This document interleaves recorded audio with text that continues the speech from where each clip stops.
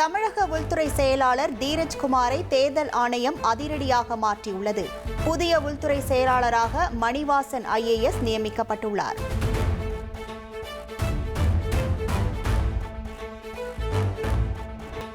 சென்னையில் காவல்துறையினர் தபால் வாக்கு செலுத்துவதற்கான தேதி மாற்றப்பட்டுள்ளது.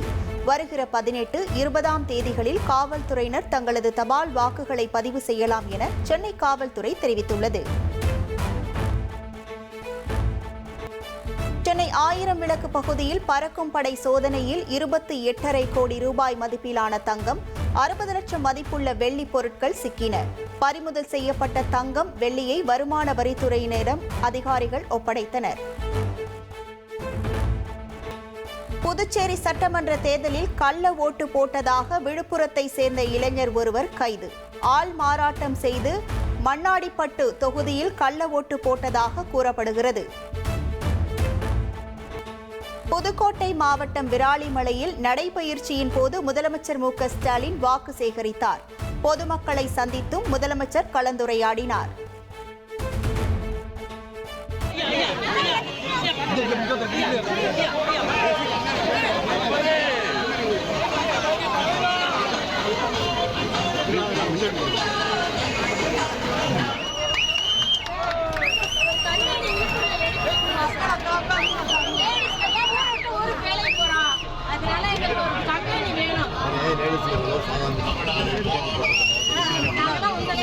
நடிகர் பின்னால் சென்று விபத்தில் சிக்கும் இளைஞர்கள் விரைவில் திருந்துவார்கள் என முதலமைச்சர் MK ஸ்டாலின் கூறியுள்ளார். எந்த அதிகாரியை மாற்றினாலும் யார் வந்தாலும் திமுகவின் வெற்றியை தடுக்க முடியாது என்றும் திட்டவட்டமாக முதலமைச்சர் தெரிவித்துள்ளார். சார், எடப்பாடி பழனிசாமி தொடர்ச்சியா விமர்சனம் பண்ணிட்டு இருக்காரு. நிதி மேலாண்மையை கையாள தெரியலன்னு சொல்லி விமர்சனம் பண்றாரு. தோல்வியினுடைய உச்சத்து போயிட்டாரு. அதனால விரக்தியில பேசுறாரு. புதிய நடிகர்கள் வரவா நம்ம இந்த நடிகர்கள் கட்சி ஆரம்பிச்சோம். யார் வந்தாலும் நாங்க கவலை பண்ணலாம். நாங்க வேலை பார்த்துட்டு. அதிமுக பொதுச் செயலாளர் எடப்பாடி பழனிசாமி இன்று தஞ்சாவூர் மற்றும் திருவாரூரில் பிரச்சாரம் செய்ய உள்ளார். அதிமுக மற்றும் கூட்டணி கட்சி வேட்பாளர்களுக்கு டெல்டா மாவட்டங்களில் வாக்கு சேகரிக்க உள்ளார். விழுப்புரம் மாவட்டத்தில் பாமக தலைவர் அன்புமணி ராமதாஸ் இன்று பிரச்சாரம் செய்கிறார். மேல்மலையனூர், செஞ்சி உள்ளிட்ட பகுதிகளில் அதிமுக கூட்டணிக்கு வாக்கு சேகரிக்கிறார். எல்லா வளமும் உள்ள தமிழகத்தை விட்டு பாலைவனத்திற்கு வேலை தேடி செல்வதாக நாம் தமிழர் கட்சியின் தலைமை ஒருங்கிணைப்பாளர் சீமான் தெரிவித்தார். மக்களுக்கு பிரச்சனைகளை தருபவர்களிடமே ஆட்சி எப்படி போகிறது என்று தென்காசி தேர்தல் பிரச்சாரத்தில் அவர் கேள்வி எழுப்பினார். களத்தில் இறங்கி பணியாற்றுமாறு தவிக தலைவர் விஜய் தொண்டர்களுக்கு அறிவுறுத்தியுள்ளார். வெற்றி பாதையில் சரியாக பயணித்துக் கொண்டிருக்கிறோம் என்றும் அவர் தெரிவித்துள்ளார். கன்னியாகுமரி மற்றும் கவரப்பேட்டையில் தவிக தலைவர் விஜயின் பிரச்சார பொதுக்கூட்டம் ரத்து செய்யப்பட்டுள்ளது. கடலூரை தொடர்ந்து அடுத்தடுத்து பிரச்சாரம் ரத்தாகி வருகிறது.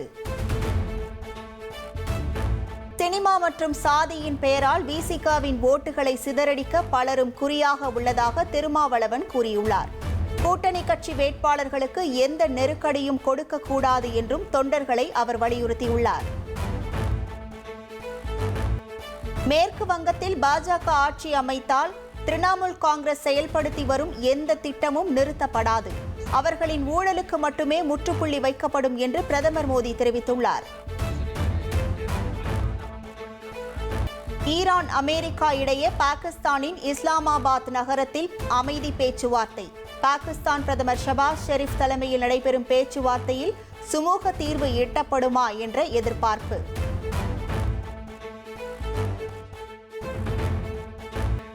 ஈரானின் முடக்கப்பட்ட சொத்துக்களை விடுவிக்க அமெரிக்கா ஒப்புக்கொண்டுள்ளதாக தகவல் வெளியாகியுள்ளது.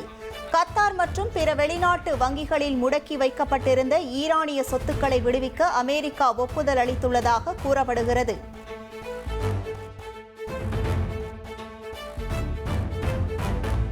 சென்னையில் ஆபரண தங்கம் விலை சவரனுக்கு 200 ரூபாய் குறைந்தது. ஒரு சவரன் ஆபரண தங்கம் 1,12,800 ரூபாய்க்கும், 1 கிராம் தங்கம் 14,100 ரூபாய்க்கும் விற்பனை செய்யப்படுகிறது.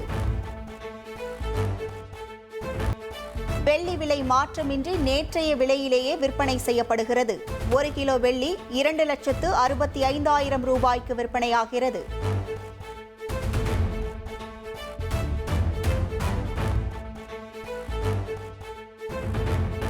விஜயின் ஜனநாயகன் படத்தை லீக் செய்தது யார் என தமிழக சைபர் கிரைம் போலீசார் விசாரணையில் ஈடுபட்டுள்ளனர்.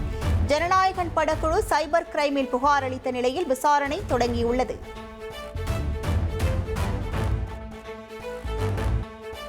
ஜனநாயகன் திரைப்படத்தை யாரும் சட்டவிரோத இணையதளங்களில் பார்க்க வேண்டாம் என பாஜக முன்னாள் மாநில தலைவர் அண்ணாமலை வேண்டுகோள் விடுத்துள்ளார்.